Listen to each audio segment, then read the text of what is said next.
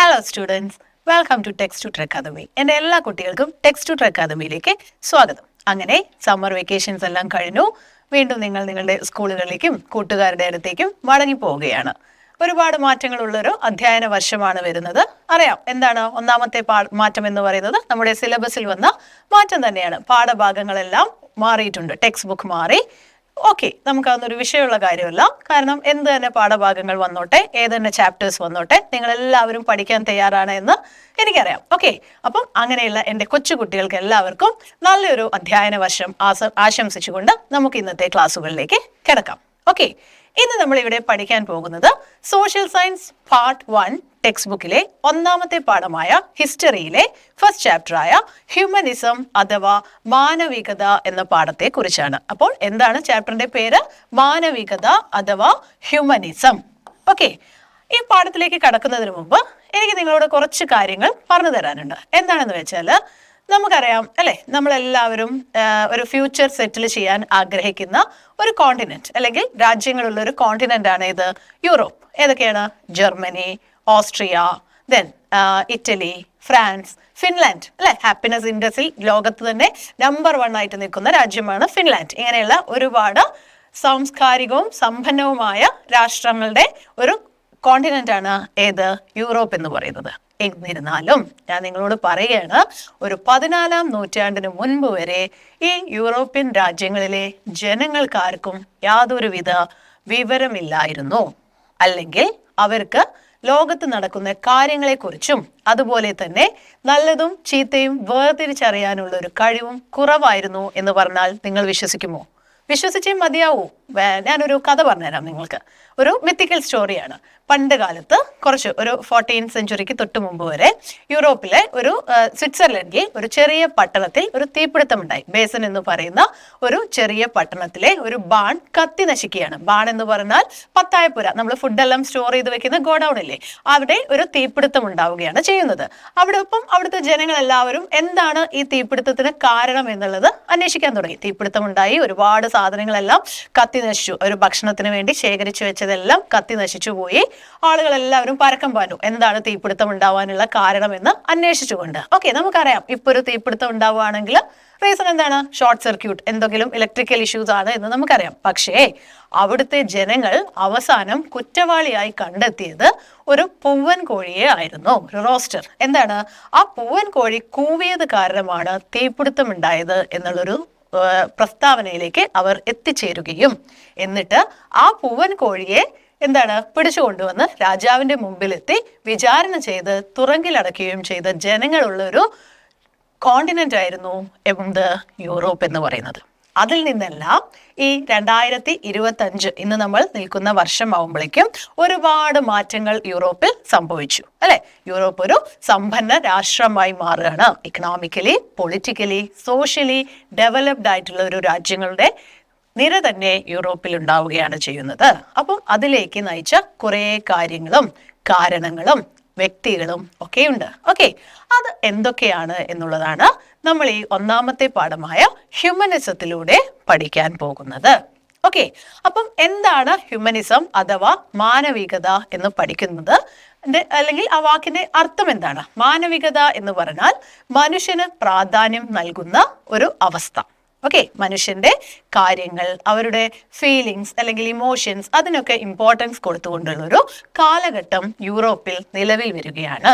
അപ്പോൾ ആ കാലഘട്ടത്തിൽ വന്ന മാറ്റങ്ങളെക്കുറിച്ചും അതിലേക്ക് നയിച്ച സംഭവങ്ങളെക്കുറിച്ചും ഒക്കെയാണ് നമ്മൾ ഈ പാഠത്തിൽ പഠിക്കാൻ പോകുന്നത്. എല്ലാവരും തയ്യാറാണല്ലോ പഠിക്കാൻ? ഓക്കെ, പഠിക്കുന്നതിന് മുമ്പ് ഞാൻ നിങ്ങളോട് ഒന്നും കൂടെ പറയട്ടെ, അത്ര വലിയ ടഫായിട്ടുള്ള ചാപ്റ്റർ ഒന്നുമല്ല.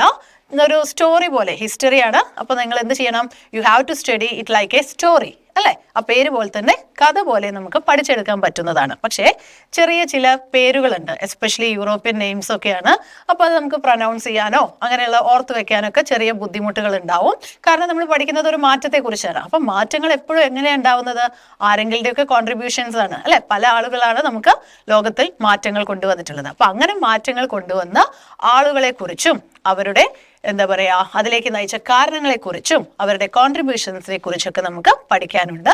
അത്രമാത്രമേ ഇതിലുള്ളൂ. ബാക്കിയൊക്കെ നിങ്ങൾക്ക് ഒരു സ്റ്റോറി പോലെ പഠിച്ചെടുക്കാം. ഓക്കെ, സോ നമുക്ക് നമ്മുടെ പാഠത്തിലേക്ക് കിടക്കാം. അപ്പൊ ഞാൻ നിങ്ങളോട് പറഞ്ഞു എങ്ങനെയാണ് യൂറോപ്പിൽ ഒരു മാറ്റം ഉണ്ടായിരുന്നു അല്ലെ.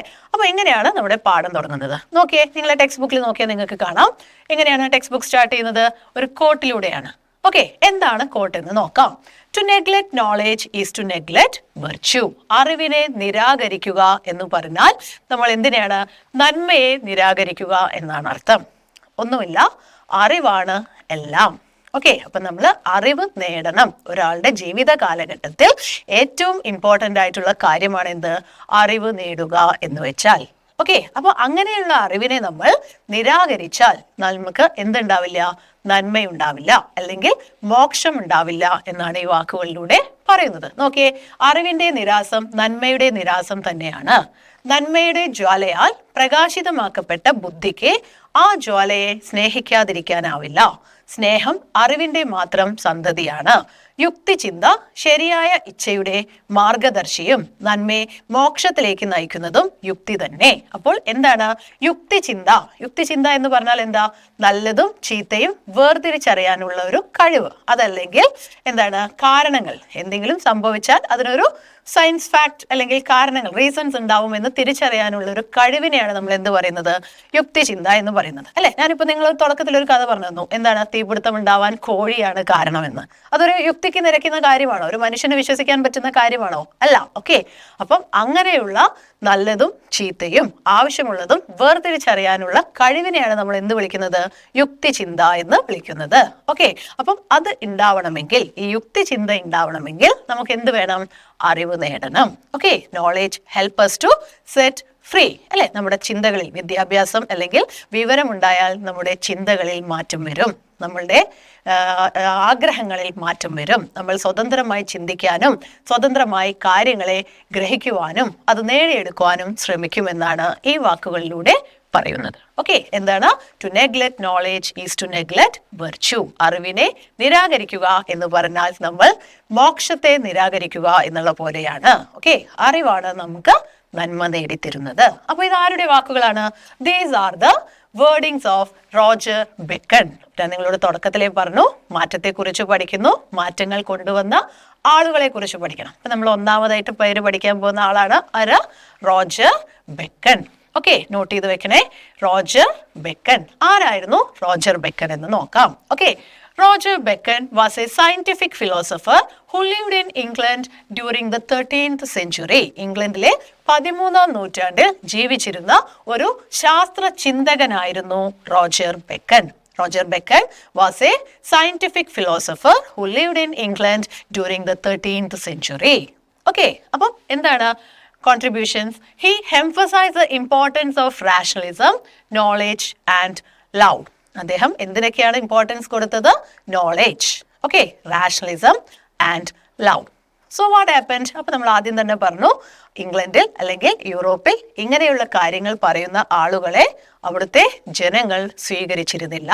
ഓക്കെ, അല്ലെങ്കിൽ അവിടുത്തെ ഭരണാധികാരികളും ഇങ്ങനെയുള്ള വ്യക്തികളുടെ ആഗ്രഹങ്ങളും അല്ലെങ്കിൽ അവരുടെ ടീച്ചിങ്സിനെ ഒന്നും ആക്സെപ്റ്റ് ചെയ്തിട്ടുണ്ടായിരുന്നില്ല. ഓക്കെ, അപ്പൊ തുടക്കകാലത്ത് ഈ റോജർ ബെക്കനെ പോലെയുള്ള ചിന്താഗതിയുള്ള ആളുകളെ അവിടുത്തെ രാജാക്കന്മാർ തുറങ്കിലടക്കുകയും ശക്തമായി മർദ്ദിക്കുകയും അതിൽ ചിലരെ തൂക്കിലേറ്റുകയും ഒക്കെ ചെയ്തിട്ടുണ്ടായിരുന്നു.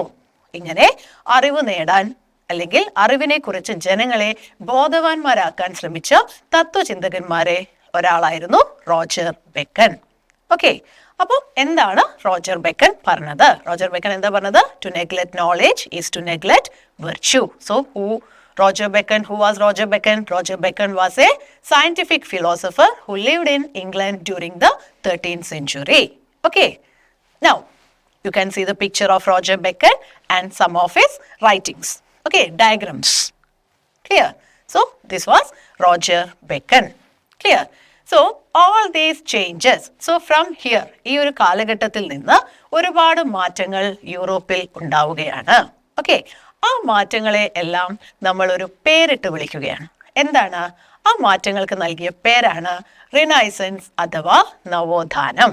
ഈ പറഞ്ഞ റോജർ ബെക്കനെ പോലുള്ള ആളുകളുടെ കോൺട്രിബ്യൂഷൻസും പല വ്യക്തികളുടെ എന്താ പറയാ ടീച്ചിങ്സും അതിലൂടെയൊക്കെ യൂറോപ്പിൽ ഒരുപാട് മാറ്റങ്ങൾ 14-ാം നൂറ്റാണ്ട് മുതൽ ഉണ്ടാവുകയാണ്.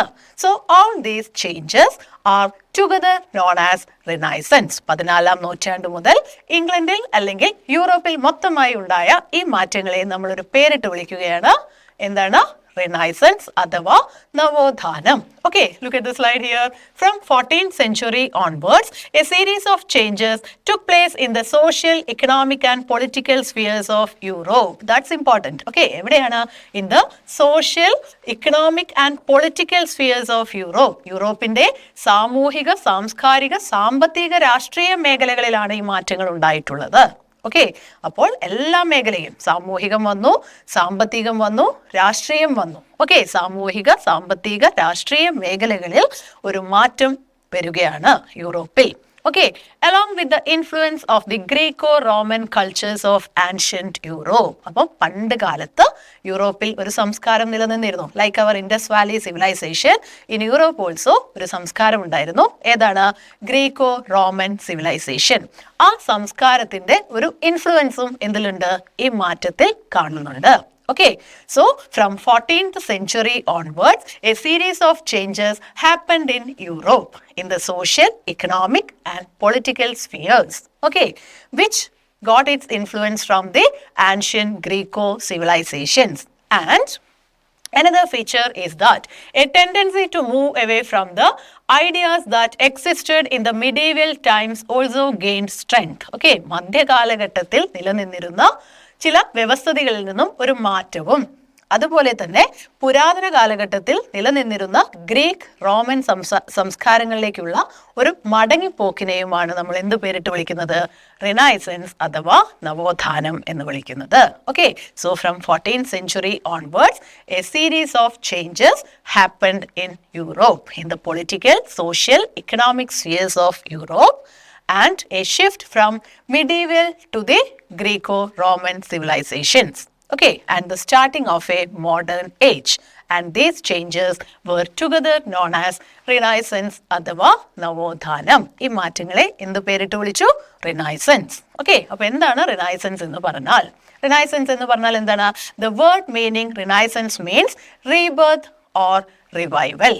ഓക്കെ, ഒരു പുനർജനിയാണ്, പുനരുജ്ജീവനം എന്ന് നമുക്ക് പറയാം. റിവൈവൽ. ഓക്കെ, നമ്മുടെ നഷ്ടപ്രതാപത്തെ അന്വേഷിച്ച് കണ്ടെത്തുന്നതിനെയാണ് നമ്മൾ എന്ത് പറയുന്നത്? റിനൈസൻസ് അഥവാ റീബർത്ത് എന്ന് പറയുന്നത്. അപ്പൊ യൂറോപ്പിന്റെ എന്ത് നഷ്ടപ്രതാപമാണ് അവർ കണ്ടെത്താൻ പോകുന്നത്? അതെ, അവരുടെ ഗ്രീക്ക് റോമൻ കാലഘട്ടത്തിൽ ഉണ്ടായിരുന്ന പ്രതാപം. ഓക്കെ, അത് അവർക്ക് എപ്പോഴോ നശിച്ചു പോയി. എപ്പോഴാണ്? മധ്യകാലഘട്ടത്തിൽ, മിഡീവൽ പീരീഡിൽ അവരുടെ ആ ഒരു ഗ്രീക്കോ റോമൻ സംസ്കാരങ്ങളെല്ലാം നശിച്ചു പോവുകയാണ്. ആ നശിച്ചു പോയ കാലഘട്ടത്തിലെ നല്ല നല്ല കാര്യങ്ങൾ അന്വേഷിച്ച് വീണ്ടും കൊണ്ടുവരുവാൻ, അവരുടെ ഇപ്പോഴത്തെ ജീവിതത്തിലേക്ക് കൊണ്ടുവരുവാൻ ശ്രമിക്കുകയാണ്. ആ മാറ്റങ്ങളെ എന്ത് പേരിട്ട് വിളിച്ചു? റിനൈസൻസ് അഥവാ നവോത്ഥാനം. So what is the word meaning of renaissance? Renaissance means rebirth or revival. Okay, the word meaning Renaissance is rebirth. It denotes the revival of ancient Greco-Roman culture which began around the 14th century. അപ്പോൾ എപ്പോൾ മുതലാണ് ഈ renaissance കാലഘട്ടം യൂറോപ്പിൽ തുടങ്ങിയത്? From the 14th century onwards. Okay, മനസ്സിലായല്ലോ? അപ്പോൾ നമ്മൾ എന്താ പറഞ്ഞു വന്നത്?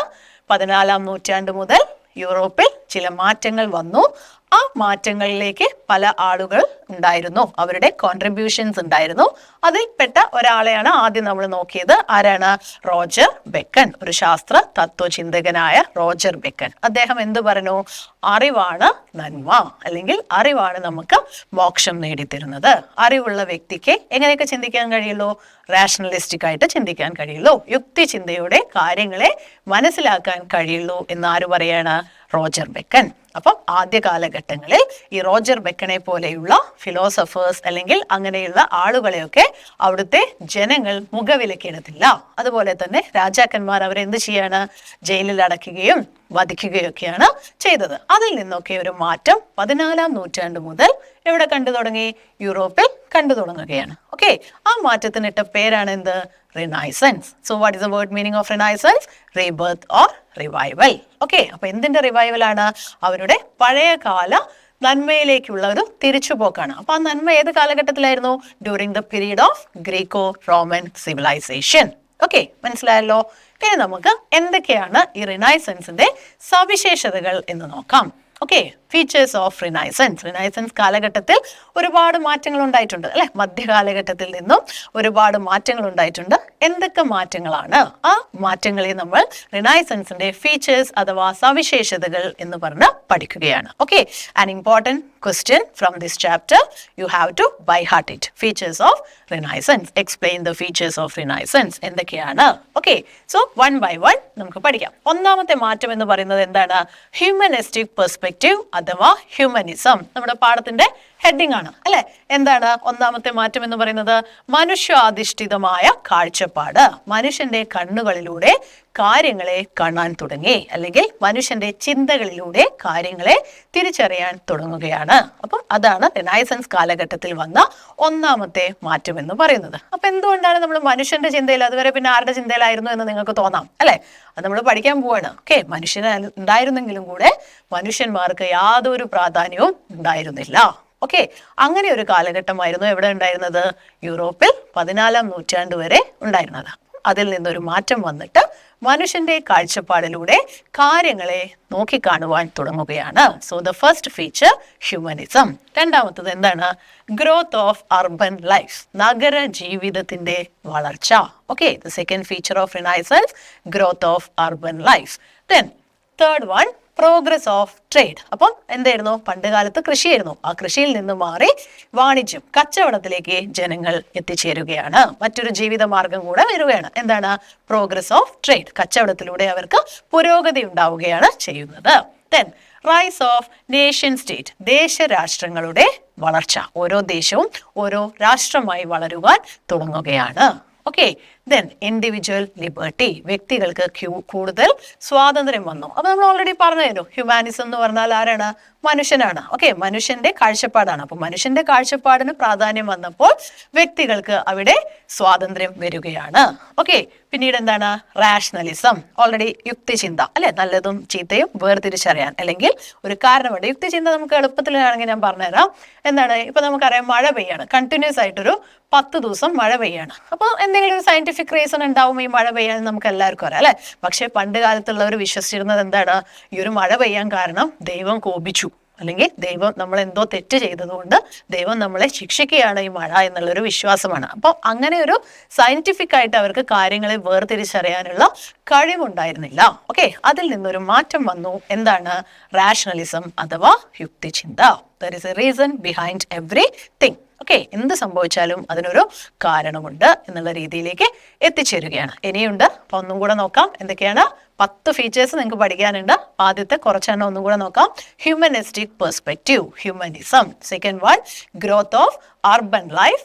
Third one, progress of trade. Fourth one, rice of nation state. Then the fifth one, individual liberty, and the sixth one, rationalism. Okay, now ഇനി എന്തൊക്കെയാണ് അടുത്ത features? Spread of secular values. മതേതര മൂല്യങ്ങളുടെ വ്യാപനം. ഇമ്പോർട്ടൻ്റ് ആണ് സെക്യുലർ വാല്യൂസ്. ഓക്കെ, മതത്തിനേക്കാൾ എന്താണ്? മനുഷ്യരെല്ലാവരും തുല്യരാണ്. Secularism ആ ഒരു മതേതരത്തിലെ കാഴ്ചപ്പാടിലേക്ക് എത്തിച്ചേരുകയാണ്. ഓക്കെ, മതത്തിനേക്കാൾ വലുതാണ് മനുഷ്യൻ എന്നുള്ളൊരു കാഴ്ചപ്പാട്. ദെൻ മോണിറ്ററി ഇക്കോണമി, പണാധിഷ്ഠിത ഇക്കോണമി. അതായത് ആ ഒരു ബാർട്ടർ സിസ്റ്റം ഒക്കെ നിങ്ങൾക്ക് അറിയാം അല്ലെ. അതിൽ നിന്നൊക്കെ മാറിയിട്ട് money become the major medium of exchange. Transactions ഒക്കെ എങ്ങനെ നടക്കാൻ തുടങ്ങി? പണത്തിലൂടെ നടക്കാൻ തുടങ്ങി. കാര്യങ്ങൾ വാങ്ങലും കൊടുക്കൽ വാങ്ങലുകളൊക്കെ through money. Okay, then importance gained by regional languages. പ്രാദേശിക ഭാഷകൾക്ക് പ്രാധാന്യം വന്നു. പ്രാദേശിക ഭാഷകൾക്ക് പ്രാധാന്യം വന്നാൽ എന്താണ്? കൂടുതൽ ആളുകൾക്ക് കാര്യങ്ങൾ തിരിച്ചറിയാനുള്ള കഴിവുണ്ടാവും. ഓക്കെ, അപ്പൊ പ്രാദേശിക ഭാഷകൾക്ക് ലഭിച്ച പ്രാധാന്യം. And changes in the realms of art and science. കലാ ശാസ്ത്ര രംഗങ്ങളിൽ ഉണ്ടായ മാറ്റങ്ങൾ. So the first question you have to study from the chapter explain the features of renaissance. Okay, or write down the features of Renaissance. Very important. You have to by heart it. എന്തൊക്കെയാണ് റിനൈസൻസിന്റെ features എന്ന് പറഞ്ഞാൽ? Humanistic perspective, growth of urban life, progress in trade. Okay, then individual liberty, rationalism. Then secular ideas, spread of secular ideas, monetary economy, importance gained for regional languages, and the changes in the realms of art, science, and other areas. Okay, അപ്പം ഇത്രയാണ് നിങ്ങൾ first ആയിട്ട് പഠിക്കേണ്ട ഒരു question. Clear? അപ്പം ഈ മാറ്റങ്ങൾ എവിടെയാണ് ഉണ്ടായത്? യൂറോപ്പിലാണ്. അതിൽ തന്നെ യൂറോപ്പിലെ ഇറ്റലിയിലാണ് ഈ മാറ്റങ്ങൾ ആദ്യം കണ്ടു തുടങ്ങിയത്. Okay, so the changes were particularly evident in the Italy. Okay, look at the question given here. അപ്പോൾ നമുക്ക് എന്ത് വേണമെങ്കിലും പറയാം. Evaluate the significance of the statement that Renaissance was a period of transition from the medieval to the modern. എന്താണ്? മധ്യകാലഘട്ടത്തിൽ നിന്നും ആധുനിക കാലഘട്ടത്തിലേക്കുള്ള ഒരു മാറ്റത്തെ നമുക്ക് റിനൈസൻസ് എന്ന് പേരിട്ട് വിളിക്കാം. എന്തുകൊണ്ടാണ്? ഈ പറഞ്ഞ ഫീച്ചേഴ്സ് ഒന്നും എപ്പോൾ ഉണ്ടായിരുന്നില്ല? മധ്യകാലഘട്ടത്തിൽ ഉണ്ടായിരുന്നില്ല. ഓക്കെ, അതുകൊണ്ട് തന്നെ നമുക്ക് എന്ത് ചെയ്യാം? We can call this period of renaissance as a transition from medieval feudalism to the modern age. Okay, മധ്യകാലത്തിൽ നിന്നും ആധുനിക ലോകത്തിലേക്കുള്ള ഒരു മാറ്റത്തെ നമുക്ക് റിനൈസൻസ് എന്ന് പേരിട്ട് വിളിക്കാം. Okay, it's clear? കണ്ടിന്യൂ ചെയ്യട്ടെ. അപ്പം എവിടെയാണ് ഈ മാറ്റങ്ങൾ തുടങ്ങിയത്? റിനൈസൻസ് എന്ന മാറ്റം ആദ്യം കണ്ടു തുടങ്ങിയത് യൂറോപ്പിലെ രാജ്യമായ ഇറ്റലിയിലാണ്. അപ്പം നമുക്ക് പഠിക്കാം എന്തുകൊണ്ടാണ് why this renaissance happened in Italy. Okay, അപ്പോൾ നമുക്ക് ഇറ്റലിയെ കുറിച്ച് പഠിക്കാൻ പോകുന്നതിന് മുമ്പ് ഇറ്റലിയുടെ കുറച്ച് കാര്യങ്ങൾ ഞാൻ നിങ്ങൾക്ക് പറഞ്ഞുതരാം. ഓക്കെ, ഇറ്റലി എവിടെയാണെന്ന് നമുക്കൊന്ന് നോക്കാം. യൂറോപ്പിൽ എവിടെയാണ് ഇറ്റലി സ്ഥിതി ചെയ്യുന്നത് നോക്കാം. Look at the map given here. ഇവിടെ തന്ന മാപ്പിൽ നോക്കിയേ, എവിടെയാണ് ഇറ്റലി കിടക്കുന്നത്? അതെ, ഇതാണ് യൂറോപ്യൻ കോണ്ടിനെന്റ് വരുന്നത്. അതിൽ എവിടെയാണ്? ഇതാണ് ഇറ്റലി എന്ന് പറയുന്ന രാജ്യം. ഓക്കെ, ഒരു ഇറ്റലി യൂറോപ്പിന്റെ അറ്റത്തുള്ള ഒരു രാജ്യമാണ് ഇറ്റലി. എന്താണ് ഇറ്റലിയുടെ പ്രത്യേകത? നോക്കിയേ നിങ്ങൾ, എന്തെങ്കിലും പ്രത്യേകത നിങ്ങൾക്ക് കാണാനുണ്ടോ? ഉണ്ട്. ജോഗ്രാഫിക്കലി ഇറ്റലിക്ക് ഒരു ഇമ്പോർട്ടൻറ്റ് പൊസിഷൻ ഉണ്ടായിരുന്നു. ജോഗ്രാഫിക്കലി ഇറ്റലി എങ്ങനെയാണ്? The country which is penetrating or shooting into the Mediterranean sea. Mediterranean കടലിലേക്ക് ഇറങ്ങി നിൽക്കുന്ന ഒരു രാജ്യമാണ് ഇത് ഇറ്റലി എന്ന് പറയുന്നത്. അതുകൊണ്ട് തന്നെ ഇറ്റലിക്ക് വാണിജ്യപരമായിട്ട് കച്ചവടപരമായിട്ട് ഒരു പ്രധാനപ്പെട്ട സ്ഥാനം എവിടെ ഉണ്ടായിരുന്നു? യൂറോപ്പിൽ ഉണ്ടായിരുന്നു. ഓക്കെ, ഇനി ഇറ്റലിയുടെ ക്യാപിറ്റൽ ഏതാണ്? ഒബ്വിയസ്ലി ഏതാണ്? റോം ആണ് ഇറ്റലിയുടെ capital. Okay, the capital of Italy Rome. Okay, അപ്പൊ നമുക്ക് റോം എന്ന് പറഞ്ഞാൽ നിങ്ങൾക്കറിയാം അല്ലെ, വത്തിക്കാൻ സിറ്റി, മാർപ്പാപ്പ. അപ്പൊ അവിടുത്തെ ഏതാണ് റിലീജിയൻ? ഏതാണ് അവിടുത്തെ ഏറ്റവും വലിയ റിലീജിയൻ യൂറോപ്പില്? അതുപോലെ തന്നെ ഇറ്റലിയിലെ റിലീജിയൻ ഏതായിരുന്നു? ക്രിസ്ത്യാനിറ്റി ആയിരുന്നു അവിടുത്തെ ഇമ്പോർട്ടൻറ്റ് റിലീജിയൻ. അപ്പൊ ഇറ്റലിയെ കുറിച്ച് ചില കാര്യങ്ങൾ നിങ്ങൾ പഠിച്ചു കഴിഞ്ഞു. ഇറ്റലി എന്ന് പറയുന്നത് യൂറോപ്പിലെ ഒരു കൊച്ചു രാജ്യമായിരുന്നു. അതിന് ജോഗ്രാഫിക്കലി ഒരുപാട് പ്രാധാന്യമുണ്ട്. അതിൻ്റെ പൊസിഷൻ തന്നെ അല്ലേ, അതിൻ്റെ പൊസിഷൻ അതിനെ ഒരുപാട് സഹായിച്ചു. എന്താണ്? കടലിലേക്ക് ഇറങ്ങി നിൽക്കുന്ന, മെഡിറ്ററേനിയൻ കടലിലേക്ക് ഇറങ്ങി നിൽക്കുന്ന ഒരു പെനിൻസുലയാണ് ഇറ്റലി. അതുകൊണ്ട് തന്നെ കച്ചവടത്തിന് ഒരുപാട് പ്രാധാന്യം ആർക്ക് കിട്ടിയിരുന്നു? ഇറ്റലിക്ക് കിട്ടിയിട്ടുണ്ടായിരുന്നു.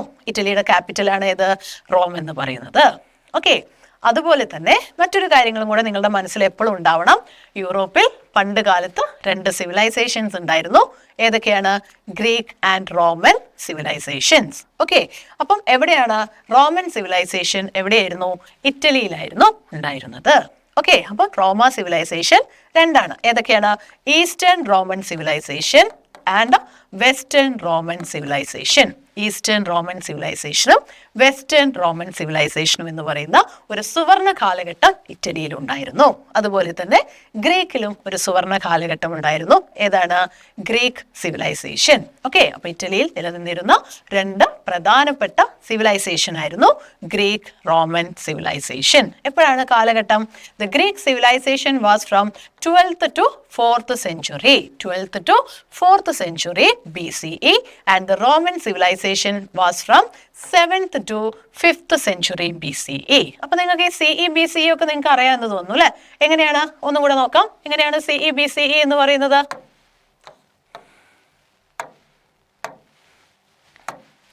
എങ്ങനെയാണ്? നമ്മൾ ഇപ്പം now currently we are living in 2025 അല്ലേ? അപ്പോൾ നമ്മൾ ഇങ്ങനെ പോയി 24 23 ഇങ്ങനെ പോയി നമ്മൾ 1-ൽ എത്തുകയാണ്. ഓക്കെ, അപ്പം ഈ 1-ന് ഇങ്ങോട്ടേക്കുള്ള റൈറ്റിലേക്കുള്ള കാലഘട്ടത്തെ നമ്മൾ കോമൺ ഇറ CE എന്നും 1-ന്റെ ലെഫ്റ്റിലേക്കുള്ള കാലഘട്ടത്തെ നമ്മൾ BCE എന്നും വിളിക്കുന്നു. അതായത് 1 2 3 4 5 6 ഇങ്ങനെ ഉണ്ടാവില്ലേ? അപ്പം ഇവിടെ നിങ്ങോട്ടേക്കുള്ളത് കോമൺ ഇറ എന്നും പറയുന്നു. ഇവിടെ നിങ്ങോട്ടുള്ളത് ബിഫോർ കോമൺ ഇറ എന്നുമാണ് പറയുന്നത്. ഓക്കെ, അപ്പം എപ്പോഴാണ് റോമൻ സിവിലൈസേഷൻ ഉണ്ടായിരുന്നത്? 7th century BCE to 5th century CE. Okay, 7th century BCE to 6th century 1, 2, 3, 4, 5, 6. Okay, ഇത്രയും കാലഘട്ടം അവിടെ നിലനിന്നിരുന്ന ഒരു മഹത്തായ സംസ്കാരമായിരുന്നു റോമൻ സിവിലൈസേഷൻ. ഓക്കെ, ക്ലിയർ ആണല്ലോ? ഇറ്റലിയിലുണ്ടായിരുന്ന 2 സംസ്കാരങ്ങൾ ആയിരുന്നു Greek and Roman civilisation. Okay, അപ്പൊ നമ്മൾ പറഞ്ഞു യൂറോപ്പിൽ ഒരുപാട് മാറ്റങ്ങൾ ഉണ്ടായിരുന്നു. ആ മാറ്റങ്ങൾ എവിടെയാണ് തുടക്കം കുറിച്ചത്? ഇറ്റലിയിലാണ് തുടക്കം കുറിച്ചത്. അപ്പൊ നമ്മൾ ഇറ്റലിയെ കുറിച്ച് കുറച്ച് കാര്യങ്ങൾ പഠിച്ചു. ഓക്കെ, അപ്പം എന്തുകൊണ്ടാണ് നവോത്ഥാനം ഇറ്റലിയിൽ തുടങ്ങിയത്? Why Renaissance in Italy? അപ്പൊ നമ്മൾ യൂറോപ്പിലെ മറ്റു രാജ്യങ്ങളെ അപേക്ഷിച്ച് നോക്കുമ്പോൾ ഇറ്റലിയിലെ ജനങ്ങൾ സമ്പന്നരും സ്വതന്ത്രരുമായിരുന്നു. ഓക്കെ, എന്തുകൊണ്ടാണ്? നമ്മൾ ഓൾറെഡി പറഞ്ഞു, അവിടെ എന്താണ് അവിടുത്തെ ജനങ്ങളുടെ പ്രധാന തൊഴിൽ എന്ന് പറയുന്നത്? വാണിജ്യമായിരുന്നു, കച്ചവടമായിരുന്നു. ഓക്കെ, അപ്പം ഇറ്റലിയിൽ ഒരുപാട് മധ്യകാല ഇറ്റലിയിൽ നിലനിന്നിരുന്ന നഗരങ്ങളാണ്. ഓക്കെ, ചില നഗരങ്ങളുണ്ട്. ഏതൊക്കെയാണ്? You have to study the names of some of the cities of the Italy during the medieval period. Okay, ഏതൊക്കെയാണ്? Venice, Milan, Genoa, Florence, Siena, Pisa, Bologna, Rome, Naples, Amalfi, Gaeta, Ancona. So some of the famous Italian medieval cities. Okay, ഏതൊക്കെയാണ്? ചില പേരുകളെങ്കിലും നിങ്ങൾ ഓർത്ത് വെക്കണം. Merchant of Venice ഓർക്കാൻ എളുപ്പമാണ് അല്ലെ? Venice. Then Milan. another name very easy to remember, Pisa. നിങ്ങൾക്ക് എല്ലാവർക്കും കഴിക്കാൻ ഇഷ്ടമാണല്ലോ അല്ലെ? So Pisa. Then Bologna, Rome. Rome എന്താണ്? ഇറ്റലിയുടെ capital. Naples, Amalfi, Gaeta and Ancona. These are some of the medieval cities. Okay, മധ്യകാല ഇറ്റലിയിൽ നിലനിന്നിരുന്ന നഗരങ്ങളായിരുന്നു. ഈ നഗരത്തിന്റെ പ്രത്യേകതകൾ എന്തൊക്കെയായിരുന്നു?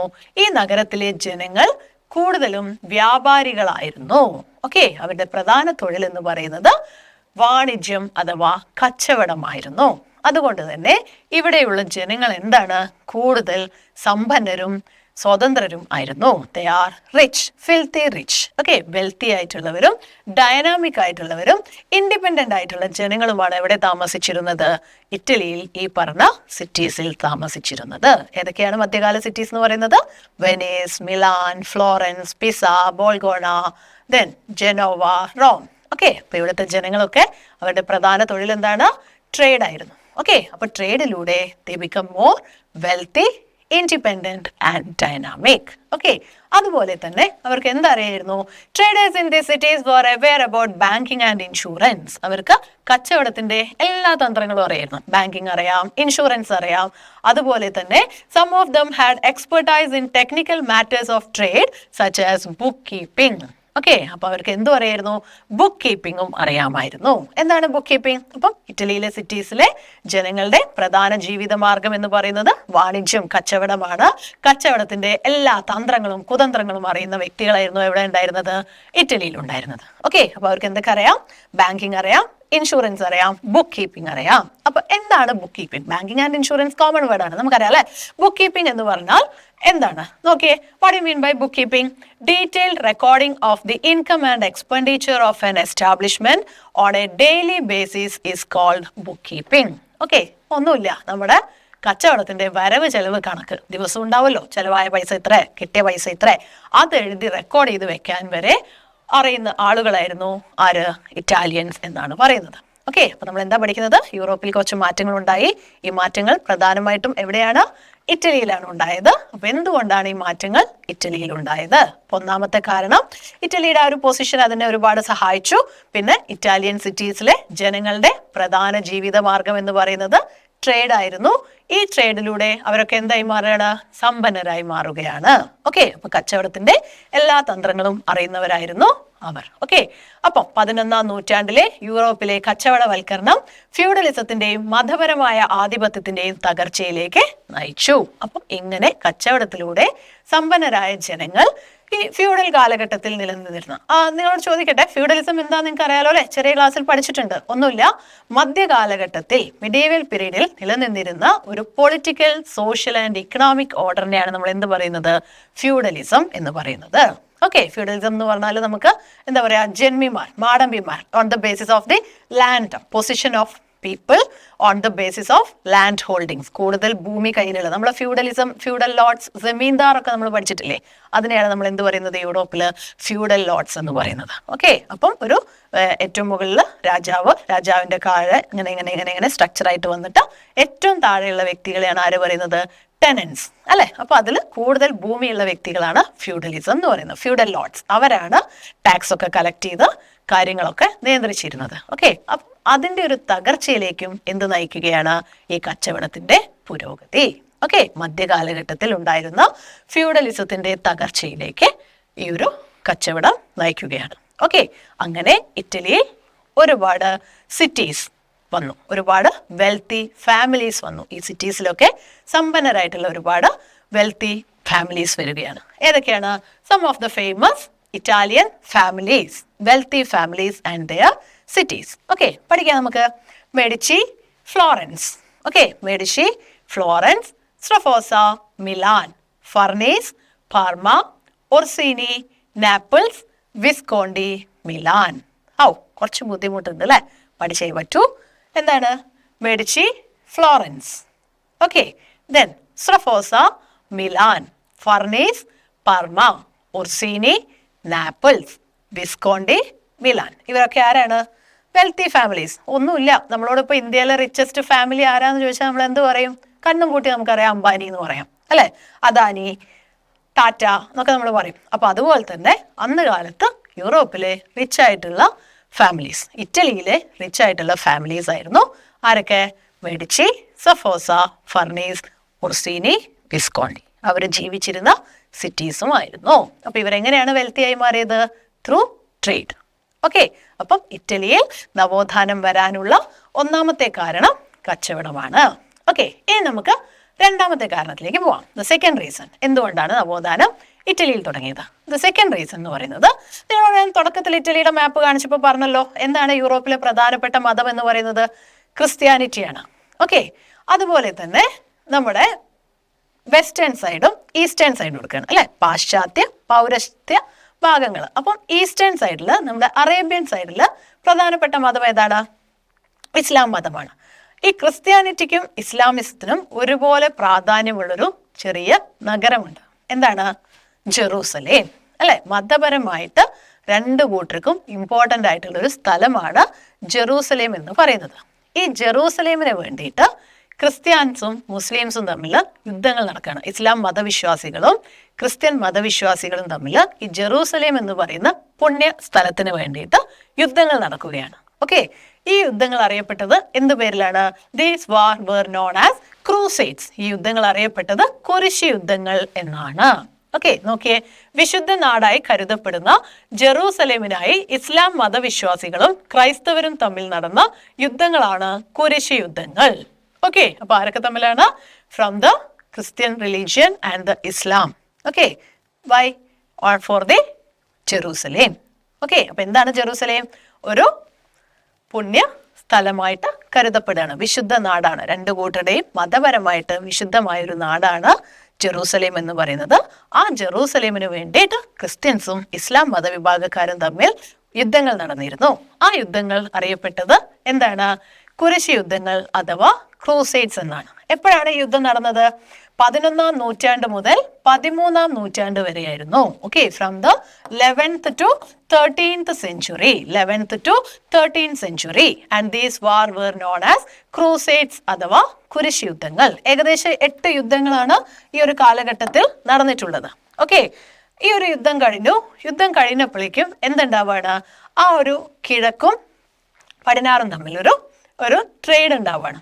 ഓക്കെ, ഈസ്റ്റും വെസ്റ്റും തമ്മിൽ സാംസ്കാരികമായിട്ടും അല്ലെങ്കിൽ അവരുടെ എന്താ പറയുക ഒരു ഇടപെടലുകൾ ഉണ്ടാവുകയാണ്. കൊടുക്കൽ വാങ്ങലുകളോ കൈമാറ്റങ്ങളോ ഒക്കെ നടക്കുകയാണ് ചെയ്യുന്നത്. ഓക്കെ, ഇതൊക്കെ ആരെ സഹായിക്കുകയാണ്? ഇറ്റലിയെ സഹായിക്കുകയാണ്. ഓൾറെഡി റോമൻ സാമ്രാജ്യത്തിന്റെ സമയത്ത് ഈ ഒരു എന്താ പറയാ, കച്ചവടം നടന്നിട്ടുണ്ടായിരുന്നു. ഇസ്ലാം ഒരു അറേബ്യൻ സൈഡും ഇറ്റാലിയൻ റോമൻ എംപയർ, അവരുടെ ക്യാപിറ്റൽ ആയിട്ടുള്ള ബൈസാന്റിൻ എംപയർ ഉണ്ട്, ഈസ്റ്റേൺ റോമൻ എംപയറിന്റെ ക്യാപിറ്റൽ ആയിട്ടുള്ള ബൈസാന്റിൻ എംപയർ, ഇവർ തമ്മിലൊരു കച്ചവടം ഉണ്ടായിരുന്നു. ഓക്കെ, ആ കച്ചവടം ഒന്നുകൂടെ ശക്തി പ്രാപിച്ചു after the crusades. Okay, after the crusades എന്താണ്, എന്തൊക്കെ തമ്മിലാണ്, കുരിശ് യുദ്ധങ്ങൾ കിഴക്കും പടിഞ്ഞാറും തമ്മിലുള്ള സാംസ്കാരിക വിനിമയത്തിന് പ്രോത്സാഹനം നൽകി. ഇറ്റാലിയൻ നഗരങ്ങൾക്ക് കിഴക്കൻ സംസ്കാരങ്ങൾ, നഗരങ്ങൾ, ജീവിത രീതികൾ എന്നിവയെക്കുറിച്ച് അറിവ് ലഭിച്ചു. അത് ഇറ്റാലിയൻ നഗരങ്ങളുടെ വളർച്ചയിലേക്ക് ഒന്നുകൂടെ കാരണമായി. ഓക്കെ, അപ്പം നമ്മൾ യൂറോപ്പിലെ മറ്റു രാജ്യങ്ങളെ കമ്പയർ ചെയ്യുമ്പോൾ ഇറ്റാലിയൻ സിറ്റീസ് വളരെ ഡൈനാമിക് ആയിരുന്നു. അവിടുത്തെ ജനങ്ങൾ സമ്പന്നരും അതുപോലെ തന്നെ സ്വതന്ത്രരും ആയിരുന്നു. ഓക്കെ, എങ്ങനെയൊക്കെയാണ് അവർ സമ്പന്നരും സ്വതന്ത്രരുമായത്? കച്ചവടത്തിലൂടെ. ഓക്കെ, കച്ചവടത്തിലൂടെ അവർ ഒരുപാട് പണം സമ്പാദിച്ചു. അങ്ങനെ ഒരുപാട് വെൽത്തി ഫാമിലീസ് അവിടെ വന്നു. രണ്ടാമത്തത് എന്താണ്, 11 മുതൽ 13 നൂറ്റാണ്ട് വരെ കുരിശ് യുദ്ധങ്ങൾ നടന്നിരുന്നു. ആ കുരിശ് യുദ്ധത്തിന്റെ കാലഘട്ടത്തിലും അത് കഴിഞ്ഞിട്ടും എന്താണ്, കിഴക്കും പടിഞ്ഞാറും തമ്മിലൊരു കച്ചവട കൈമാറ്റങ്ങൾ നടക്കുകയാണ് അല്ലെ. അപ്പം അതും എന്തിനു സഹായിച്ചു, കിഴക്കും പടിഞ്ഞാറും തമ്മിലുള്ളൊരു വിനിമയം. ഇവിടെയുള്ള ട്രേഡേഴ്സ് അവിടെ പോന്നു, അവിടെ നിന്നുള്ള ട്രേഡേഴ്സ് ഇറ്റലിയിലേക്ക് വരുന്നു. അപ്പം അവരുടെ സംസ്കാരങ്ങൾ തമ്മിലൊരു കൂടിക്കൊള്ളൽ ഉണ്ടാവുകയാണ് ചെയ്യുന്നത്, കൂടിച്ചേരൽ. അതും ഇറ്റാലിയൻ നഗരങ്ങളുടെ വളർച്ചയ്ക്ക് സഹായകരമായി മാറി. ഓക്കെ, ഇനി എന്തൊക്കെയാണ് ഇറ്റാലിയൻ നഗരങ്ങളിലെ സ്വാധീനം എന്ന് നോക്കാം അല്ലെ. എന്താണ്, ഇസ്ലാമിക ബൈസാന്റിൻ സാമ്രാജ്യങ്ങളുമായുള്ള വ്യാപാര ബന്ധങ്ങൾ വലിയ തോതിലുള്ള സമ്പത്ത് കൊണ്ടുവന്നു. മെഡിറ്ററേനിയൻ കടലിലെ കിഴക്ക് പടിഞ്ഞാറ് വ്യാപാരത്തിൽ ഇറ്റാലിയൻ വ്യാപാരികൾ ആധിപത്യം സ്ഥാപിച്ചു. ഇപ്പോൾ ഓൾറെഡി ഇറ്റലി എന്ന് പറയുന്നത് ഒരു എന്താണ്, ഹബ്ബായി മാറുകയാണ്. ഞാൻ പറഞ്ഞുതരുന്നു അല്ലെ, ഇറ്റലിയുടെ ജോഗ്രാഫിക്കൽ പൊസിഷൻ എങ്ങനെയാണ്, മെഡിറ്ററേനിയൻ കടലിലേക്ക് ഇറങ്ങി നിൽക്കുന്ന രാജ്യമാണ്. അതുകൊണ്ട് തന്നെ ഈ ഒരു കിഴക്കും പടിഞ്ഞാറും തമ്മിലുള്ള കച്ചവടത്തിന്റെ ഒരു സെന്ററായി മാറുകയാണ്, ഹബ്ബായി മാറുകയാണ്. അവിടെ നിന്നുള്ള ആൾക്കാർ കപ്പലിൽ ഇവിടെ വരും, സാധനങ്ങൾ ഇവിടെ ഇറക്കും, ഒരു പോർട്ടായി മാറുകയാണ് ഇറ്റലി. ഓക്കെ, എന്നിട്ട് ഇറ്റലിയിൽ നിന്നാണ് യൂറോപ്പിലെ മറ്റു രാജ്യങ്ങളിലേക്ക് ഈ സാധനങ്ങൾ എത്തിക്കൊണ്ടിരുന്നിരുന്നത്. അതുകൊണ്ട് തന്നെ ഇറ്റലി ഒന്നുകൂടെ സമ്പന്നമായി മാറുകയാണ്. അപ്പൊ കുരിശ് യുദ്ധങ്ങൾ കഴിഞ്ഞതോടുകൂടെ വ്യാപാര ബന്ധം ശക്തി പ്രാപിച്ചു. അതിലൂടെ ഇറ്റലി ഒരു കച്ചവടത്തിന്റെ കേന്ദ്രമായി മാറുകയാണ് ചെയ്യുന്നത്. ഓക്കെ, ഇനി തേർഡ് റീസൺ, മൂന്നാമത്തതായിട്ട് എന്താണ് നമ്മൾ പറയുന്നത്, അങ്ങനെ ഇരിക്കുന്ന കാലഘട്ടത്തിൽ ഇറ്റലിയിൽ ഒരു മഹാമാരി പൊട്ടിപ്പുറപ്പെട്ടു. ഒരു കറ്റാസ്ട്രോഫിക് പ്ലേഗ് ഉണ്ടാവുകയാണ്. നമ്മള് കൊറോണയും ഇതൊക്കെ വന്ന് നമ്മൾ പഠിച്ചില്ലേ, നിപ്പ ഒക്കെ. അതുപോലെ എന്താണ്, ഇറ്റലിയിൽ ഒരു മഹാമാരി, ഇറ്റലിയിൽ മാത്രമല്ല യൂറോപ്പിൽ ഒരു മഹാമാരി ഉണ്ടാവുകയാണ്. എന്താണ്, ബ്യൂബോണിക് പ്ലേഗ്.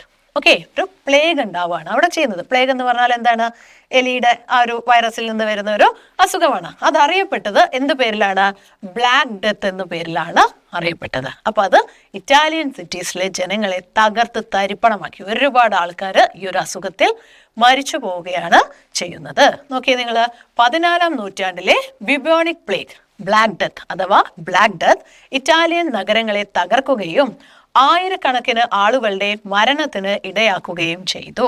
ഇത് കടുത്ത തൊഴിലാളി ക്ഷാമത്തിന് കാരണമാവുകയും കൃഷിയെ ആശ്രയിച്ചിരുന്ന ഫ്യൂഡലിസത്തെ ഒന്നുകൂടെ ദുർബലപ്പെടുത്തുകയും ചെയ്തു. ഓക്കെ, അപ്പം എന്താണ്, ഈ ഒരു അസുഖം വന്നതോടുകൂടെ ഒരുപാട് മനുഷ്യന്മാർ മരിച്ചു പോവുകയാണ്. തൊഴിലാളികൾ, ഒരു തൊഴിൽ ക്ഷാമം എവിടെ വരികയാണ്, ഇറ്റലിയിൽ വരികയാണ് ചെയ്യുന്നത്. ഓക്കെ, അതെന്തിലേക്ക് നയിച്ചു, ഇതൊരു വാണിജ്യ മധ്യവർഗത്തിന്റെ ഉദയത്തിലേക്ക് നയിച്ചു. പരമ്പരാഗത വൈദ്യശാസ്ത്രത്തിന്റെ പരാജയം പുരാതന ഗ്രീക്ക് റോമൻ വൈദ്യശാസ്ത്രം പര്യവേക്ഷണം ചെയ്യാൻ ആളുകളെ പ്രോത്സാഹിപ്പിച്ചു. അങ്ങനെ ഈ ഒരു പ്ലേഗ് വന്ന് മനുഷ്യർ മരിച്ചു പോകുമ്പോൾ അന്ന് ഉണ്ടായിരുന്ന മെഡിസിൻസിനൊന്നും അതിന് റിക്കവർ ചെയ്യാൻ സാധിച്ചില്ല. അപ്പോൾ അവിടുത്തെ ജനങ്ങൾ എന്ത് ചെയ്യാണ്, പഴയകാല മരുന്നുകൾ, ഗ്രീക്ക് റോമൻ കാലഘട്ടത്തിൽ ഉണ്ടായിരുന്ന മെഡിസിൻസിനെ, ശാസ്ത്രത്തെയൊക്കെ അന്വേഷിച്ച് പോവുകയാണ് ചെയ്യുന്നത് ഈ ഒരു അസുഖം മാറാൻ വേണ്ടിയിട്ട്. ഓക്കെ, ദെൻ അതുകൂടാതെ പ്ലേഗ് മൂലമുണ്ടായ ഭയവും ആഘാതവും ജീവിതത്തിന്റെ ദുർബലതയെക്കുറിച്ച് ചിന്തിക്കാൻ ആളുകളെ പ്രേരിപ്പിച്ചു. ലൈഫ് വളരെയധികം സെക്കൻഡ്സ് കൊണ്ട് തീരും, നൈമിഷികമായ ജീവിതമാണ് നമുക്ക് ഏവർക്കും ഈ ഭൂമിയിലുള്ളത് എന്ന് ജനങ്ങളെ ചിന്തിക്കാൻ പ്രേരിപ്പിച്ചു ഈ ഒരു മഹാമാരി. ഈ മഹാമാരി വന്നതോടുകൂടെ മനുഷ്യർക്ക് എല്ലാവർക്കും ജീവിക്കാനുള്ള ആഗ്രഹം വന്നു. എപ്പോൾ വേണമെങ്കിലും നശിച്ചു പോകുന്നതാണ് നമ്മുടെ ജീവിതം, അല്ലേ? അപ്പൊ നമ്മൾ കിട്ടിയ ഒരു ലൈഫിനെ മാക്സിമം എൻജോയ് ചെയ്യണം എന്നുള്ളൊരു കാഴ്ചപ്പാടിലേക്ക് ജനങ്ങൾ എത്തിച്ചേരുകയാണ് ചെയ്യുന്നത്. ഈ ആത്മപരിശോധനയും ക്ഷേമത്തിനായുള്ള അന്വേഷണവുമാണ് നവോത്ഥാനത്തിന്റെ പ്രധാന ഘടകമായ മാനവികതയ്ക്ക് കാരണമായത്. ഓക്കെ, അപ്പൊ നിങ്ങൾക്ക് ഇവിടുന്ന് ഒരു ക്വസ്റ്റ്യൻ ചോദിക്കാം. Why the most important feature of renaissance was humanism? Why? എന്തുകൊണ്ടാണ്? The reason is that. The reason എന്ന് പറയുന്നത് എന്താണ്? ഇങ്ങനെ മനുഷ്യന്റെ ജീവിതം നൈമിഷികമാണ്, അല്ലെങ്കിൽ വളരെ സെക്കൻഡ്സ് കൊണ്ട് തീരാവുന്നതാണ് എന്നുള്ളത് ഈ ഒരു അസുഖത്തിലൂടെ, ഒരു ബ്ലാക്ക് ഡെത്ത് എന്ന അസുഖത്തിലൂടെ ജനങ്ങൾ തിരിച്ചറിയുകയാണ്. അതുകൊണ്ട് തന്നെ ഭൂമിയിൽ ആർക്കാണ് പ്രാധാന്യം? മനുഷ്യനാണ് പ്രാധാന്യം എന്നുള്ളൊരു കാഴ്ചപ്പാടിലേക്ക് അന്നത്തെ ജനങ്ങൾ എത്തിച്ചേരുകയാണ് ചെയ്യുന്നത്. ഓക്കെ, അപ്പം എന്തുകൊണ്ടാണ് നമ്മൾ ഈ ബിബോണിക് പ്ലേഗിനെ ബ്ലാക്ക് ഡെത്ത് എന്ന് വിളിക്കുന്നത് നോക്കാം. നോക്കിയേ, 1347നും 1351നും ഇടയിൽ യൂറോപ്പിനെ തകർത്തെറിഞ്ഞ പ്ലേഗ് എന്ന മഹാമാരിയെയാണ് ബ്ലാക്ക് ഡെത്ത് എന്ന് വിശേഷിപ്പിക്കുന്നത്. രോഗം ബാധിച്ചവരുടെ ശരീരത്തിൽ കറുത്ത കുമിളകൾ രൂപപ്പെട്ടിരുന്നു. ഒരു ബ്ലാക്ക് കളറിലുള്ള കുരുമാരി ഉണ്ടായിട്ട് വന്നിട്ടുണ്ടായിരുന്നു. അതുകൊണ്ടാണ് നമ്മൾ അതിന് എന്ത് പേരിട്ട് വിളിച്ചത്? They called it as Black Death. Okay, അപ്പൊ എങ്ങനെയാണ് ഈ ഒരു അസുഖം അവിടെ എത്തിയത്? വാണിജ്യത്തിനായി വന്ന കപ്പലുകളിലൂടെ എത്തിയ എലികളിലെ ചെള്ളു വഴിയാണ് യൂറോപ്പിൽ പ്ലേഗ് പടർന്നു പിടിച്ചത്. ഓക്കെ, അപ്പം ബിബോണിക് പ്ലേഗ് വന്നപ്പോൾ തൊഴിലാളി ക്ഷാമം ഉണ്ടാവുകയാണ്. Okay, you can see a question given in your text book. എന്താണ് ക്വസ്റ്റ്യൻ? 14-ാം നൂറ്റാണ്ടിൽ പൊട്ടിപ്പുറപ്പെട്ട പ്ലേഗ് യൂറോപ്പിന്റെ വിവിധ മേഖലകളിൽ ഉണ്ടാക്കിയ മാറ്റങ്ങൾ ചർച്ച ചെയ്യുക. അപ്പൊ ഈ വിവിധ മേഖല എന്ന് പറയുമ്പോൾ എപ്പോഴും നിങ്ങൾ ആൻസർ ചെയ്യേണ്ടത് എങ്ങനെയാണ്?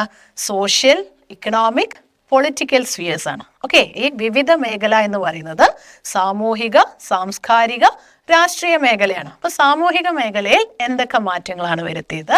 സാമ്പത്തിക മേഖലയിൽ എന്തൊക്കെ മാറ്റങ്ങൾ വരുത്തി? രാഷ്ട്രീയ മേഖലയിൽ എന്തൊക്കെ മാറ്റങ്ങൾ വരുത്തി എന്നുള്ള രീതിയിൽ നമുക്ക് ഇതിന് ആൻസർ ചെയ്ത് നോക്കാം. അറിയാലോ എന്താണ്?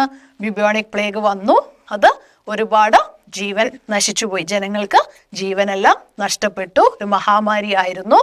അതുപോലെ തന്നെ തൊഴിൽ ക്ഷാമം നേരിട്ടു, അല്ലെ? തൊഴിൽ ക്ഷാമം നേരിട്ടു. പിന്നെന്താണ്? ജനങ്ങളുടെ ജീവിതത്തിന്റെ മൂല്യത്തെക്കുറിച്ച് ബോധവാന്മാരായി. ജീവിതം എന്ന് പറയുന്ന ഒരു കാര്യം വളരെ നൈമിഷികമാണ് എന്നുള്ളൊരു തിരിച്ചറിവിലേക്ക് എത്തിച്ചേരുകയാണ്, അല്ലെ? മനുഷ്യനാണ് ഭൂമിയിൽ പ്രാധാന്യം എന്നുള്ളൊരു കാഴ്ചപ്പാടിലേക്ക് എത്തിച്ചേരുകയാണ്. അതുപോലെ തന്നെ ഈ ഒരു അസുഖം വന്നപ്പോൾ അന്ന് നിലവിലുണ്ടായിരുന്ന മെഡിസിൻസിനൊന്നും അതിനെ ഓവർകം ചെയ്യാൻ സാധിച്ചില്ല. അപ്പൊ അവരെന്ത് ചെയ്യാണ്? അവരുടെ പഴയകാല മരുന്നുകൾ. എപ്പോഴാണ് ഈ പഴയ കാലം എന്ന് പറയുന്നത്? അവരുടെ സുവർണ്ണ കാലഘട്ടമായി കണക്കാക്കുന്നത് ഗ്രീക്ക് റോമൻ പീരീഡ് ആണ്. അവിടേക്കുള്ള ഒരു തിരിച്ചുപോക്ക് കൂടെ ഈ ഒരു കാലഘട്ടത്തിൽ ഉണ്ടാവുകയാണ്. അപ്പൊ ഇത്രയും മാറ്റങ്ങളാണ്, അല്ലെ, വാണിജ്യവൽക്കരണവും ഇറ്റലിയിൽ കൊണ്ടുവന്നു. ക്ലിയർ ആണല്ലോ? ഇനി നിങ്ങൾ പറയുന്നത്, അപ്പൊ നമ്മൾ 3 കാരണങ്ങൾ പറഞ്ഞു. നാലാമത്തെ ലാസ്റ്റ് റീസൺ ആയിട്ട് എന്തുകൊണ്ടാണ് നവോത്ഥാനം ഇറ്റലിയിൽ എന്നുള്ള കാരണങ്ങളാണ് പറയുന്നത്. അതിൽ നമ്മൾ 4ാമതായിട്ട് പറയുന്നത് എന്താണ്? You can see a map here, അല്ലെ?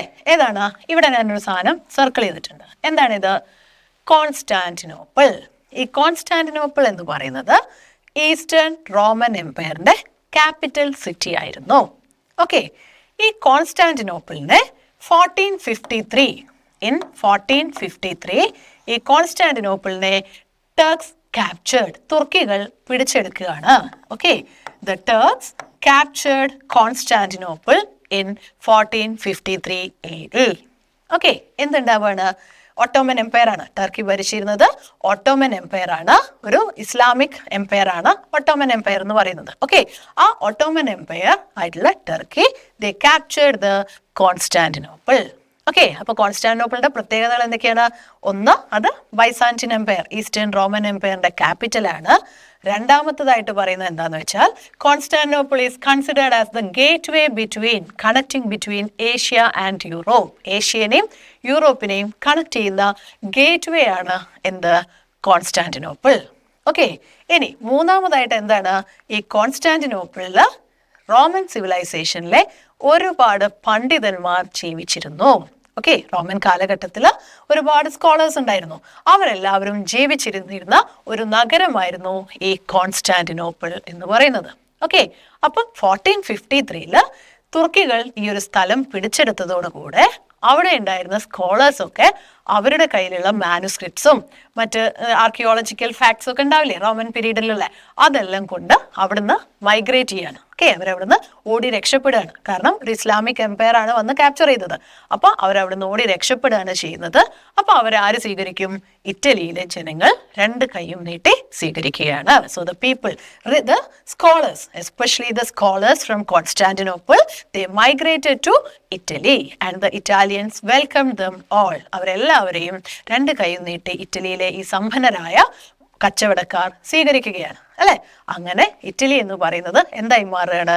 ഒരു അറിവിന്റെ കേന്ദ്രമായി മാറുകയാണ്. ഒരുപാട് അറിവുള്ള ജനങ്ങളുടെ ഒരു രാജ്യമായിട്ട് ഇറ്റലി മാറുവാണ്. ഒരുപാട് സ്കോളേഴ്സ് വന്നു.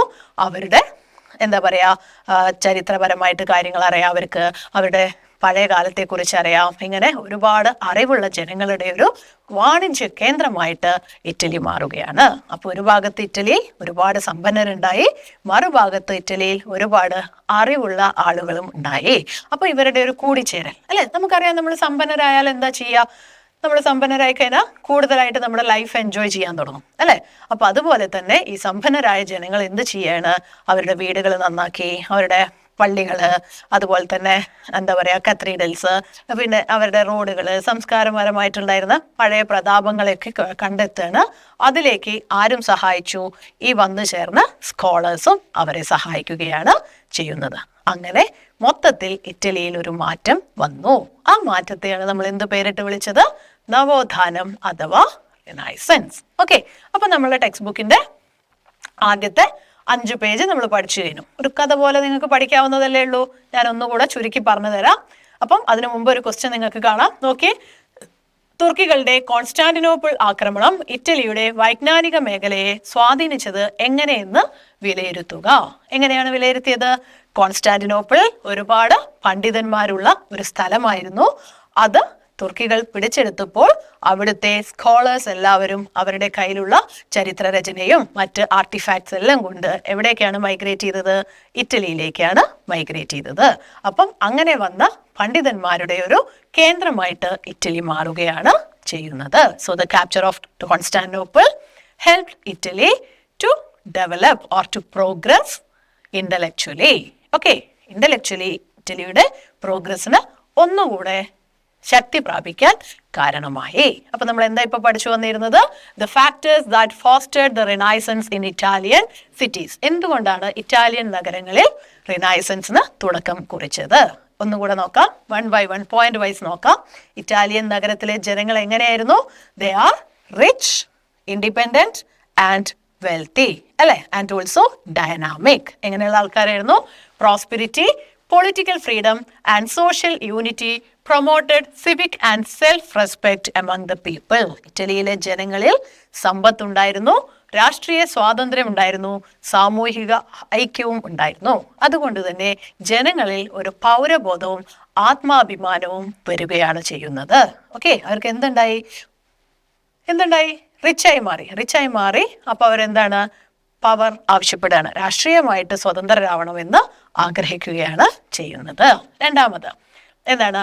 Renewed interest in law, order and governance inspired by ancient Rome spread across Italy. പുരാതന റോമിൽ നിന്ന് പ്രചോദനം ഉൾക്കൊണ്ട നിയമം, ക്രമസമാധാനം, ഭരണം എന്നിവയിലുള്ള പുത്തൻ ഉണർവ് ഇറ്റലിയിലുടനീളം വ്യാപിച്ചു. അപ്പം അവർക്ക് എന്താണ്? പൊളിറ്റിക്കലി അവർ ഫ്രീഡം ആഗ്രഹിക്കുകയാണ്. അപ്പൊ ഏത് കാലഘട്ടത്തിലെ ഫ്രീഡമാണ് അവർ ആഗ്രഹിച്ചത്?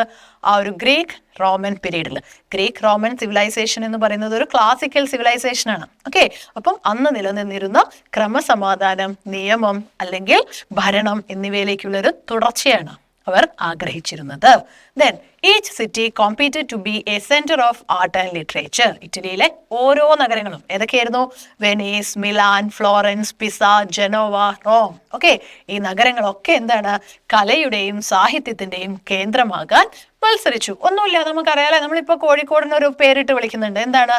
സാംസ്കാരിക നഗരം എന്ന് പേരിട്ടു. എന്തുകൊണ്ടാണ് നമ്മൾ കോഴിക്കോടിന് സാംസ്കാരിക നഗരം എന്ന് പേരിട്ടു? നിങ്ങൾക്ക് എല്ലാവർക്കും അറിയാം, അല്ലെ? ഒരുപാട് സാഹിത്യകാരന്മാർ പിറന്നു വീണ കോൺട്രിബ്യൂഷൻസ് ഉള്ളൊരു നഗരമാണ് നമ്മുടെ കോഴിക്കോട്, അല്ലെ? ആരൊക്കെയാണ്? ബഷീർ, പിന്നെ ആരാ? MT വാസുദേവൻ നായർ, SK പൊറ്റക്കാട്, പിന്നെ പാട്ടെടുക്കുകയാണെങ്കിൽ ബാബുരാജൻ മാഷ്, അങ്ങനെ ഒരുപാട് വൈജ്ഞാനികമായിട്ട് എന്താ പറയാ, ബുദ്ധിപരമായിട്ടും കഴിവുള്ള സാഹിത്യകാരന്മാരൊക്കെ ജനിച്ചിരുന്ന ഒരു നാടാണ് നമ്മുടെ കോഴിക്കോട് എന്ന് പറയുന്നത്, ജീവിച്ചിരുന്നത് അല്ലെ. അപ്പൊ നമ്മൾ കോഴിക്കോടിന് എന്ത് പേരിട്ട് കൊടുത്തു? സാംസ്കാരിക നഗരം എന്ന പേരിട്ട് വിളിച്ചു. അതുപോലെ തന്നെ ഇറ്റലിയിലെ നഗരത്തിലും എന്തുണ്ടാവാണ്? കലയുടെയും സാഹിത്യത്തിന്റെയും ഒരു കേന്ദ്രമാകാൻ മത്സരിക്കുകയാണ്. കാരണം അവരുടെ പഴയ കാലത്തില് അവരത്രയും ബുദ്ധിമാന്മാരും ശക്തരും സമ്പന്നരും സാംസ്കാരികമായിട്ട് ഉയർച്ച നേടിയവരും ആയിരുന്നു. ഓക്കെ, നെക്സ്റ്റ് എന്താണ്? Rulers and clergy patronized the collection and preservation of ancient Roman art, manuscripts and architecture. ഭരണാധികാരികളും പുരോഹിത വർഗവും പുരാതന റോമൻ കല, കയ്യെഴുത്തു പ്രതികൾ, വാസ്തുവിദ്യ എന്നിവയുടെ ശേഖരണത്തിനും സംരക്ഷണത്തിനും പ്രോത്സാഹനം നൽകി. Rather than waging war, rulers promoted art and literature to influence public memory. അതാണ് ഇമ്പോർട്ടൻറ്റ് അല്ലേ. രാജാവ് എന്താ ചെയ്തത്? യുദ്ധം ചെയ്ത് രാജ്യം പിടിച്ചെടുക്കുന്നതിനു പകരം ജനമനസ്സുകളിൽ എങ്ങനെ നിലകൊള്ളാൻ ആഗ്രഹിച്ചു? ജനങ്ങളുടെ കലയിലൂടെയും സാഹിത്യത്തിലൂടെയും ജനമനസ്സിനെ സ്വാധീനിക്കാൻ തീരുമാനിച്ചു. ഒരു രാജാവിനെ കൂടുതൽ ഇമ്മോർട്ടലാക്കി മാറ്റുന്നത്, അല്ലെങ്കിൽ ജനഹൃദയങ്ങളിൽ കൂടുതൽ ആഴത്തിൽ ഒരു രാജാവിനെ ജനങ്ങൾ സ്നേഹിക്കാൻ തുടങ്ങുന്നത് എപ്പോഴാണ്?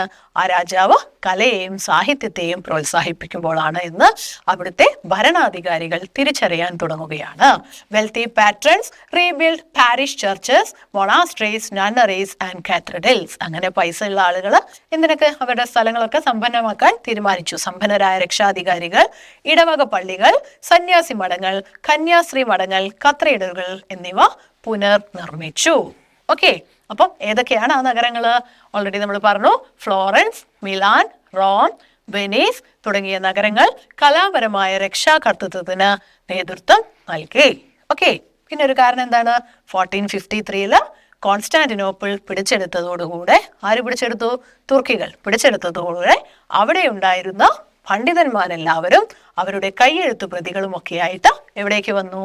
ഇറ്റലിയിലേക്ക് വന്നു. ഓക്കെ, അങ്ങനെ ഒരു സർവകലാശാലയായി മാറുകയാണ്. ഒരു പബ്ലിക് ലൈബ്രറി അവിടെ വരുവാണ്. അറിവ് സർവകലാശാലയിൽ നിന്ന് പൊതുഗ്രന്ഥശാലകളിലേക്ക് വ്യാപിച്ചു. സമ്പത്തിന്റെയും സ്വാതന്ത്ര്യത്തിന്റെയും ഈ ഒത്തുചേരൽ സർഗാത്മകതയും പുതിയ സാംസ്കാരിക ആശയങ്ങളെയും പരിപോഷിപ്പിച്ചു. അപ്പൊ നമുക്ക് റിനൈസൻസിനെ വേണമെങ്കിൽ എളുപ്പത്തിൽ ഒരു കാര്യം പറഞ്ഞു വിളിക്കാം. എന്താണ്? Renaissance was a cultural movement അല്ലെ, ഒരു സാംസ്കാരിക മൂവ്മെന്റ് എന്ന് വേണമെങ്കിൽ, ഒരു Renaissance was a cultural revolution എന്ന് നമുക്ക് വായിക്കാം. ഓക്കെ, അല്ലെങ്കിൽ പറയാം. അപ്പൊ എന്താണ് Renaissance? Renaissance means rebirth or revival into the ancient culture. Okay, ആ ഒരു പഴയ ചരിത്രത്തിലേക്കുള്ള തിരിച്ചുപോക്കിനെയാണ് നമ്മൾ എന്ത് പറയുന്നത്? റിനൈസൻസ് അല്ലെങ്കിൽ റിവൈവൽ എന്ന് പറയുന്നത്. ഇത് എവിടെയാണ് തുടക്കം കുറിച്ചത്? Started in Italy. ഓക്കെ, അപ്പൊ ആ റിനൈസൻസിന്റെ സവിശേഷതകളായിട്ട് നമ്മൾ ആദ്യം തന്നെ ഒരു 10 പോയിന്റ്സ് പഠിച്ചു. ഓക്കെ മക്കളെ, നിങ്ങളത് ബൈഹാർട്ട് ചെയ്യണം. Features of renaissance: humanistic perspective, growth of urban life, progress of trade, monetary economy, then individual freedom, then next എന്താ പറയുന്നത്? Secular development of secular values, then rational thinking. All these are considered as the features of Renaissance. Clear? അപ്പോൾ നമ്മൾ next നമ്മൾ പഠിച്ചത് എന്താണ്? എന്തുകൊണ്ടാണ് renaissance ഇറ്റലിയിൽ തുടങ്ങിയത്? അപ്പം ഇറ്റലിയുടെ ജോഗ്രാഫിക്കൽ പെക്യുലാരിറ്റി പറഞ്ഞു. അപ്പം ഇറ്റാലിയൻ നഗരങ്ങൾ സ്വതന്ത്രവും സമ്പന്നവുമായിരുന്നു. കച്ചവടത്തിലൂടെ ഒരുപാട് വെൽത്തി ഫാമിലീസ് അവിടെ വന്നു. പിന്നെ അവിടെ ഒരു യുദ്ധങ്ങൾ നടന്നു. ആ യുദ്ധത്തിന് ശേഷവും കിഴക്കും പടിഞ്ഞാറും തമ്മിലുള്ള വാണിജ്യബന്ധം ശക്തപ്പെട്ടു. പിന്നെ അതുപോലെ അവിടെ ഒരു പ്ലേഗ് വന്നു. ആ പ്ലേഗിലൂടെയും തൊഴിൽ ക്ഷാമം നേരിട്ടെങ്കിലും കൂടെ എന്താണ്? ജനങ്ങളുടെ ജീവിതത്തെക്കുറിച്ച് ആളുകൾ ബോധവാന്മാരായി തുടങ്ങുകയാണ് ചെയ്യുന്നത്. ഓക്കെ, പിന്നെ 1453 കോൺസ്റ്റാന്റിനോപ്പിൾ തുർക്കികൾ പിടിച്ചെടുത്തതോടുകൂടെ ഒരുപാട് വിദ്യാസമ്പന്നരായ ആളുകൾ ഇറ്റലിയിലേക്ക് മൈഗ്രേറ്റ് ചെയ്തു. ഓക്കെ, അങ്ങനെ ഇറ്റലി മൊത്തത്തിൽ അങ്ങോട്ട് ഒരു സാംസ്കാരിക സമ്പന്ന രാഷ്ട്രമായിട്ട് മാറുകയാണ് ചെയ്യുന്നത്. ഈ മാറ്റത്തെയൊക്കെ നമ്മൾ എന്ത് പേരിട്ടിട്ടാണ് വിളിച്ചത്? റിനൈസൻസ് അഥവാ നവോത്ഥാനം. ഓക്കെ, അപ്പൊ നമ്മൾ ടെക്സ്റ്റ് ബുക്കിലെ ഫസ്റ്റ് ഒരു 5-6 പേജ് നമ്മൾ പഠിച്ചു കഴിഞ്ഞു. ഇതുവരെ നിങ്ങൾക്ക് ക്ലിയർ ആണെന്ന് വിചാരിക്കുന്നു. ഒരു കഥ പോലെ നിങ്ങൾ പഠിച്ചാൽ മതി, വേറെ ഒന്നുമില്ല. ഓക്കെ, അപ്പം ഇന്നത്തെ ക്ലാസ് ഇവിടെ നിർത്താം. Thank you.